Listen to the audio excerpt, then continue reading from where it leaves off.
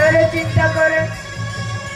अवश्य श्री पंचमी तिथि रे खड़ी छुआईबाटा शुभ जे चिंता पुणी कौन पाइले मौसा मु तो रेवतीर पाठ पढ़ा दायित्व सब नेबी चिंता करिबार कौन अछि हो हो मोर आसुची मौसा आसु अरे अरे रुह खाइबा बोधे हेई गलानी एका बेले के एठी खाई देकी जीव हे नाही ना मौसा तेरे मु दिन रे रोषई करथिली जे बळका अछि परा खाद्य जिनिस नष्ट कले भल लागिबनी मौसा मु आ केबे आसिले खाई देबिनी हो मु आसुची मौसा आसुची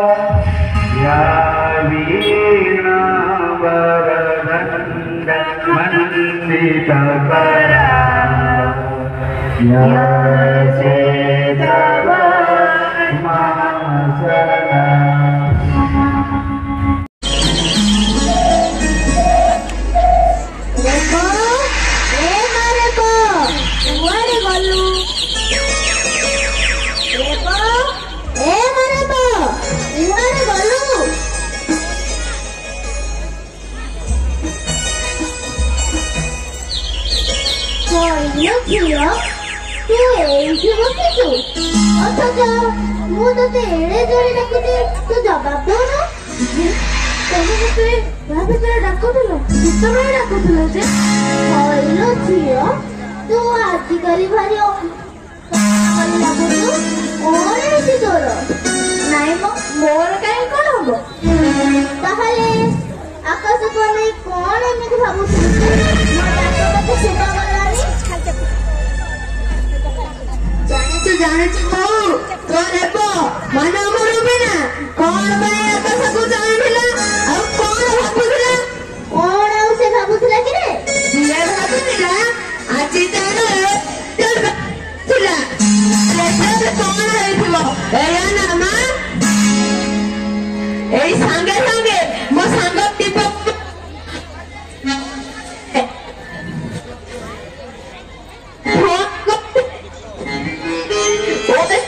ବାହାରି ଯାଇଛି। ହେଲେ ବାପା ଆମେ କେମିତି କନଫର୍ମ ହବା ଯେ? ବୁଝିଲୁ ବୋଉ ତୋର ମାନେ ଆମ ରୁବିନା ହେ ଠାକୁରେ ତମେ ମୋ ଡାକ ଶୁଣିଛ ଠାକୁରେ? ତାହେଲେ ମୁଁ କେବେ ଠାକୁରଟା ଓଏସ୍ ପାଇଥିଲି? ଆମେ କେମିତି କନଫର୍ମ ହବା? ଆଲୋ ମା ମଉସା ଅଫିସର ସେଇ ସେକ୍ସନ ଅଫିସର ସେ ଆଗ ମେସେଜଟା ମତେ ଫୋନରେ କହିଦେଲେ। ତୋ ଫୋନକୁ ଏବେ ମେସେଜ ଆସିଯିବନି? ବୁଝିଲୁ ମା ରେବ ସବୁ ସେଇ ଜଗନ୍ନାଥ ଆଉ ମା ସରସ୍ୱତୀଙ୍କ ଇଚ୍ଛା। ତମ ପିଲାମାନଙ୍କୁ କୁଆଡେ ଶିକ୍ଷା ଦେଲେ ପରିବାର ପାଇଁ ଅମଙ୍ଗଳ ହେଉଥିଲା। ସେତେବେଳେ କୁସଂସ୍କାର ଥିଲା।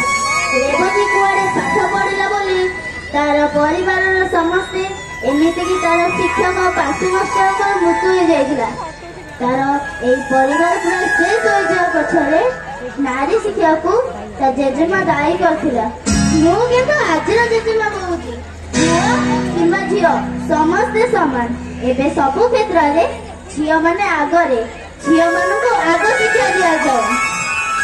ହେଲେ ଆଉ ଗୋଟେ କଥା ତ କହିଲୁନି ବୋଉ, ଶିକ୍ଷା ସାଙ୍ଗରେ ଘର ଗଣନା, ସାମାଜିକ ଚଳଣି, ରୀତି ନୀତି, ପରମ୍ପରା, ଆମ ସଂସ୍କୃତି ସଂସ୍କାର ଏସବୁ। ଆରେ ପୁଅ ସେଇଥିପାଇଁ ତ ଗୋଟିଏ ବିଦ୍ୟାଳୟ ଯଥେଷ୍ଟ, ସରସ୍ୱତୀ ଶିଶୁ ବିଦ୍ୟା ମନ୍ଦିର। ଏଠାରେ ପାଠ ପଢା ସାଙ୍ଗକୁ ଆମ ପରମ୍ପରା, ଆମ ସଂସ୍କୃତି, ଶିଷ୍ଟାଚାର ସବୁ କିଛି ଶିକ୍ଷା ଦେୟ। ଯୋଗ, ପ୍ରାଣାୟାମ ଏସବୁ ବି। ହଉ ମା ରୁବିନା ତୁ ଆଗରେ ଯାଇ ପଇସାରେ, ତାପରେ ଯାଇ ତମ ବିଦ୍ୟାଳୟରେ ସମସ୍ତ ଗୁରୁଜୀ ଗୁରୁମା ମାନଙ୍କୁ ପ୍ରଣାମ କରି ଆଶୀର୍ବାଦ ନେଇ ଆସିବୁ। କଣ ବୁଝିଲୁ? ଆଜ୍ଞା ବାବା।